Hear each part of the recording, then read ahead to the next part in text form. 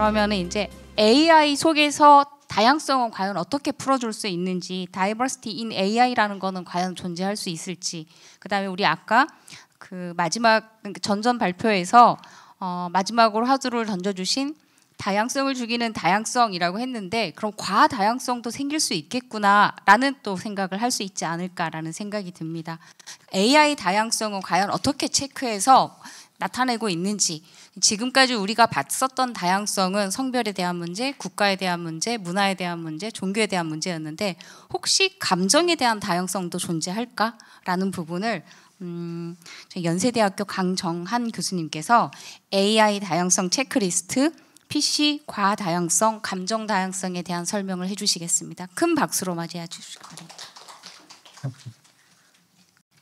예, 안녕하세요. 연세대학교 사회학과 강정환입니다. 뭐 시간이 많지 않아서 바로 발표 들어가도록 하겠습니다. 일단 제가 체크리스트 저 3가지 정도를 뽑아봤는데요.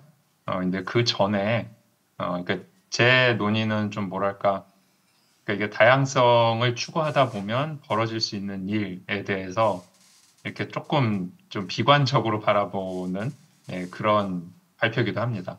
그래서 그 전에 일단 중요한 거는 결국 다양성을 추구할 수 있는 만큼 추구해야 된다는 것인데, 그러기 위해서 가장 중요한 거는 저는 뭐 일단은 그 AI를 연구하는 과학자 다양성이라고 생각을 합니다. 전제 조건 자체는. 이거는 그 팬데믹 때 결국 그 여성 과학자가 재택근무를 하면서 처한 현실을 좀 잘 보여주는 그런 사진인데요. 꼭 저렇게 그 자녀가 어릴 때만 저런 일이 일어나는 것도 아니죠. 그래서 요거는 저희 집에서 일어난 일입니다만, 청소년 자녀도 게임을 하느라고 또 이렇게 엄마의 업무용 컴퓨터를 활용을 해서 실제로 일을 방해하기도 합니다. 예. 뭐 자녀도 물론 그 그래픽 카드가 좋은 PC가 없다라는 그런 상황에 놓여 있어서 저렇게 됐습니다만, 어쨌건 간에 집에서 일을 한다는 거는 특히나 어떤 집단에게는 굉장히 불리한 일이 될 수도 있습니다. 그래서 저런 호기심에 연구도 해봤었는데요.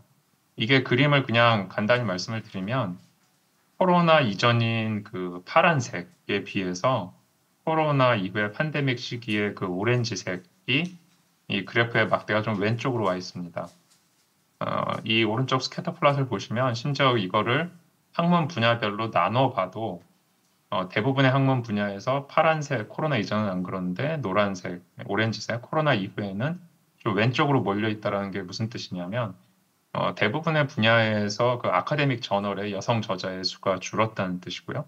특히 여기 보시면은 이제 제1저자에서 여성 저자의 수가 많이 줄었다라는 거고, 좀 더 들여다봐서 분석을 하면은 그 성불평등이 심한 국가일수록, 그다음에 이제 코로나가 심해서 재택근무를 많이 하는 국가일수록 저렇게 여성 제1저자의 비율이, 여성 과학자가 약간 그 어떤 논문에서 주도적인 역할을 하지 못하고 그냥 참여하는 지위로 밀려날 가능성이 높았다라는 뜻입니다.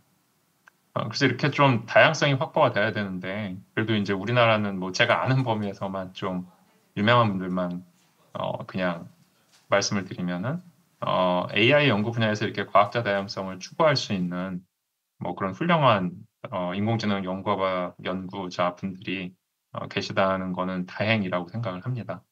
그래서 이렇게 그 다양성 자체를 추구해야 되는데요. 뭐 여성이라든가 아시안이라든가, 이제 본격적으로 그래서 좀 제가 그 좀 이 이야기를 계속 밀고 나가면 어떻게 될까를 좀 말씀을 드리면, 그 이미 오래전에 나온 책이긴 한데요. 클레이 셔피가 Here Comes Everybody라는 책에서 우리나라에서는 끌리고 쏠리고 들끓다 뭐 이런 제목으로 됐는데, 그 디지털 공간이라는 데는 정말로 다양한 사람들이, 굉장히 다양한 소수자 정체성도 다 모일 공간이 있고, 아, 이런 집단이 있었어? 라는 생각이 들 정도로 그런 곳이 됐습니다. 그 다음에 이제 그 마누엘 카스텔이라고 이제 굉장히 그 세계적인 석학이시죠. 그래서 예전에 네트워크사의 도래 다음에 이미 오래전에, 이제는 오래전이라고 말할 수 있을 것 같은데, 그 정체성의 뭐 권력, 힘이라는 책을 썼는데요. 여기서 말하는 이제 정체성들이 그런 겁니다. 그래서 전통적인 계급이나 국가가 아닌 어떤 대안적인 권력을 갖게 되는 게 정체성이고, 그게 말씀드린 것처럼 뭐 성 정체성, 그 다음에 뭐 인종 정체성, 그 다음에 뭐 환경에 대한 관심, 종교, 이런 것들이 이제 새롭게 떠오르게 됐다는 것인데, 그래서 디지털 공간이라는 곳이 이렇게 정체성이 다양해진다라는 게 긍정적이냐 부정적이냐 뭐 함부로 판단할 수가 없습니다. 근데 현실적으로 어떻게 됐는가라는 거에 대해서 음, 부정적이지만 실제 하는 것이 바로 이 문제인데요. 일단 탈진실 사회라고 정리해 볼 수 있는 현실이 됐습니다. 그래서 다양한 정체성들이 디지털 공간에서 서로 다른 진실 속에 갇혀서 살게 되고 이게 이제 부족주의라고 부르죠.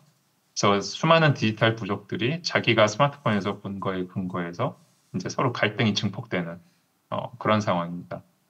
그럼 이제 왜 이렇게까지 됐을까? 뭐 여러 가지 논의가 있겠습니다만, 제가 이제 조금 주목해 보려고 하는 게 이건데요. 예, 이제 이게 무슨 뜻일까요? 이게 그 인터넷을 뜻한다면 제가 스마트폰을 갖다 놨지 이걸 갖다 놓지 않았을 거고, 이게 그냥 PC인데, 예, 제가 말씀드린 PC가 이게 퍼스널 컴퓨터가 아니라 사실 politically correct이시죠. 그래서, 예전에는 그 정치적 올바름이라는 게 굉장히 좋은 뜻으로 쓰였습니다. 여전히 겉으로는 좋은 뜻으로 쓰이는데 수많은 소수자 정체성이 등장을 하면서 그런 다양한 정체성을 다 인정해주고 이렇게 포용하는 것 자체가 제 생각에는 그리고 이제 이런 팔신일 사회나 부족주의의 도래에서 추론해 봤을 때 그것들이 점점 이제 부정적인 의미로 바뀌고 있고 그거에 대한 뭐랄까요 피로도 침묵하고 있지만 그런 게 점점 중요해지는 사회로 넘어가고 있는 게 아닌가 싶습니다. 그래서 뭐 이제 저희 미국도 이제 곧 닥치고요. 우리나라도 국회의원 선거가 옵니다만 그 정치적인 그 파퓰리즘이 이런 상황들이 전부 결합해서 또 나타날 위험성이 선거철마다 높아지고 또 이제 갈등이 증폭될 위험이 있습니다. 그럼 이제 제너러티브 생성형 AI에서 이런 그 정치적 올바름을 추구하는 게 필요한데 그걸 추구했을 때 과연 어떤 결과가 일어나는 거에서 조금 생각을 해보면 뭐 이거는 이제 오래전에 구글이 흑인을 잘못 클래시파이하는 중요한 유명한 예였고요. 그래서 계속 이제 이런 테크 기업들은 저런 상황을 없애기 위해서 노력을 합니다. 그다음에 이제 텍스트 투 이미지 생성의 경우도 잘 프롬프팅을 해서 이렇게 우회를 하면 부적절한 이미지를 생성할 수 있다라는 결과들이 보고가 되고, 그래서 저런 거를 이제 하지 않도록 계속 학습을 하는 그런 이제 PC를 추구하는 노력을 당연히 하는데요. 어, 제가 생각하는 그 부작용이라고 해야 될까요? 그래서 이제 생겨나는 현상을 좀 보면은 이게 아카이브에 올라왔던 논문인데 GPT-4가 작년에 3월하고 6월 사이에, 그러니까 단 3달 만에 그러니까 이제 민감한 질문에는 점점 대답을 안 하는 거까지는 괜찮은데 여기 보시는 것처럼 일반적인 그 오피니언 서베이 퀘스천에도 답을 잘 하지 않는 그런 경향을 보입니다. 어떻게 보면 굉장히 조심하는 거죠. 근데 생각해 보면 AI라는 게 인간을 닮은 존재라고 생각을 했을 때 일반 시민들이 대답할 만한 서베이 퀘스천에도 대답하지 않는다고 하면 또 그게 인간을 닮았다고 할 수 없는 뭐 그런 면에서 성능이 떨어진다고 할 수 있고요. 최근에 그 구글의 제미나이에서 이제 유명한 사례인데, 굉장히 현실적이지 않은 그림을 그려줍니다. 보시는 것처럼. 이제 교황의 경우가 더 그렇지만, 그래서 이게 어떻게 보면 이제, 저희가 그 오버피팅, 과적합이 일어나면, 그 AI의 성능이 떨어지는데, 실제로 어떤 그런 사회적인 다양성을 과도하게 반영을 하는 그런 이제 과다양성도 성능을 떨어뜨리게 되고, 그러면 이제 서비스 자체를 중단할 정도까지 가게 되기도 합니다. 그래서 이런 어떤 그 생성에 있어서의 다양성과 올바름의 추구 자체가 성능을 떨어뜨리거나 부자연스러운 결과를 가져오기도 하는데요. 좀 더 이제 그 고려해 봐야 될 것이 아마 이 부분이 아닐까 싶은데, 머신 컬처라고 하는 그래서 인공지능 자체가 인간의 어떤 그 문화에도 영향을 주는 그런 면이 있습니다. 그래서 여기에 그림을 보시면은 여기 그림에서 쭉 이 점하고 선이 2010 몇 년쯤일까요? 17년, 18년 이후에 쭉 이렇게 위로 올라오는데 이게 무슨 뜻이냐면 알파고와 이세돌 대국이 있은 다음부터 그 사람들이 바둑을 두는 그 수 자체가 굉장히 인공지능이 보기에 확률이 높아지는 방향으로 확 변했다라는 뜻입니다. 그걸 보여주고 있어서 적어도 이제 그 바둑을 두는 기풍에 있어서는 굉장히 사람이 인공지능스럽게 두게 되는 시대가 된 거죠. 그래서 그 계에서는 이런 그 머신 컬처가 지금 작동하고 있다라는 결과로 볼 수 있습니다. 근데 뭐 이렇게 바둑에 관심이 없으시거나 아무튼 뭐 그러시는 분들은 그냥 뭐 그건 하나의 취미 영역에서 일어나는 일이 아니냐라고 생각하실 수도 있는데요. 물론 제가 다른 영역에서는 잘 못 찾겠지만 SF 영화 같은 경우에서도 좀 비슷한 게 있습니다. 그래서 그 애프터 양이라는 영화 최근에 나온 원작 소설이 있고요. 이 영화를 보시면 그 남편은 백인 남성이고 아내는 흑인 여성, 그 둘이 결혼을 해서 아시안 아이를 입양을 하고 이 아이를 잘 키우기 위해서 아시안 남성의 모양을 하고 있는 로봇이죠. 양을 일종의 그 베이비시터로 임대를 해서 같이 가족을 이루면서 삽니다. 그래서 보시는 것처럼 진짜 다양성이 극대화된 가족인데요. 제가 이제 이 영화를 보면서 이제 영화에 대한 뭐 주요 해석과는 상관이 없지만 발견한 게 굉장히 다양하지 않은 측면이 있습니다. 여기 나오는 등장인물, 저 사회 자체가 그게 이제 감정인데 보시면은 사실 로봇들은 부정적인 감정은 대부분 억누르거나 이렇게 자물쇠를 걸어놓게 학습이 돼 있습니다. 근데 그렇다고 그래서 긍정적인 감정은 다 표출하냐? 표출하면 안 되는 감정들이 또 있죠. 러브라든가 익사이트먼트라든가 아마 뭐 디자이어 같은 것도 잘 안 할 것 같고 특히 이런 베이비시터 같은 경우는 아마도 이제 그중에 케어링의 감정이 굉장히 극대화된 형태일 겁니다.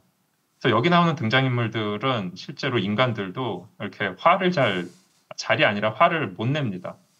그래서 화를 내지 않고 의견이 일치하지 않아도 답답한데 좀 그런 모습을 보여요. 그래서 여기서 화를 낼 줄 아는 인물은 요 아직 사회화가 덜 된 어린이랑 그다음에 요 양이 고장 났을 때 그걸 그 암시장 같은 거 고치는 그 제도권 밖의 엔지니어 정도만 화를 낼 줄 알고 화를 내는 등장인물이 없습니다.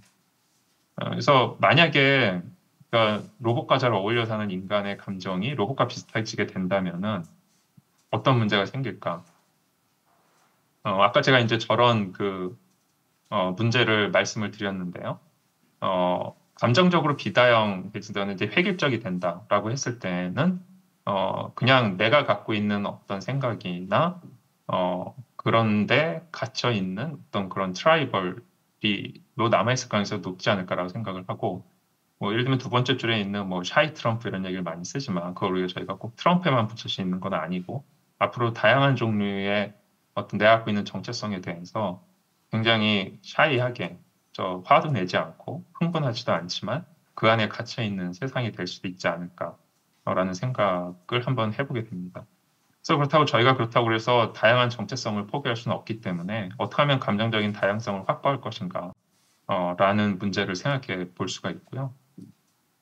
감정 다양성 확보가 이제 중요하다고 생각하는 걸 이렇게 생각해 볼 수 있는데 이 챗GPT 같은 경우에 성능이 좋은 이유가 이제 휴먼 피드백을 준다라는 건데 만약에 머신 컬처가 굉장히 그 지배적이 된 사회라고 생각을 하면 휴먼 피드백이 들어가긴 들어가는데 그 휴먼 피드백 자체가 굉장히 이제 머신 컬처드 휴먼 피드백이 들어가게 되면은 이거는 그러니까는 머신처럼 다소 획일화된 감정의 인간 데이터가 들어가게 되는 것이고요. 그러면은 어떻게 보면은 약간 합성 데이터에 의한 강화 학습과 비슷한 종류의 학습 효과를 띠게 될 수도 있습니다. 합성 데이터를 쓰는 것이 어떤 효과를 불러일으키는지는 글쎄요, 잘은 모르겠습니다만 이게 이제 성능이 떨어진다는 얘기도 있는데 그게 이제 인간이 보기엔 굉장히 어색한 결과가 나와서 성능이 떨어진다라고 판단을 한다면 머신 컬처도 휴먼인데 인간의 어떤 판단 자체가 점점 기계와 비슷해진다면 그때는 또 그게 성능이 떨어진다고 인지를 못할 수도 있는 그런 상황이 아닐까 싶습니다. 그래서 제가 생각하는 한 가지 여러 가지 대안 중에 하나는 이거 보시면 아실 수 있는 분들도 있는데 그 이루다였죠. 그래서 보시는 것처럼 좀 혐오 감정을 표출해서 문제가 됐었고 서비스를 닫고 개선해서 다시 내놨습니다. 이런 식의 챗봇은 어떻게 보면은 챗GPT와 같이 GPT-4에서 말씀드린 그 본인의 어떤 감정 표출 같은 걸 억누르지 않고 애당초 비즈니스 모델 자체가 감성형 챗봇이기 때문에 이런 식의 그 생성형 AI의 플랫폼이나 목적 자체가 좀 다양화돼서 실제로 감정적인 다양성도 유지하는 것이 중요하지 않을까 싶습니다. 자, 그래서 좀 정리를 이제 해보면은요.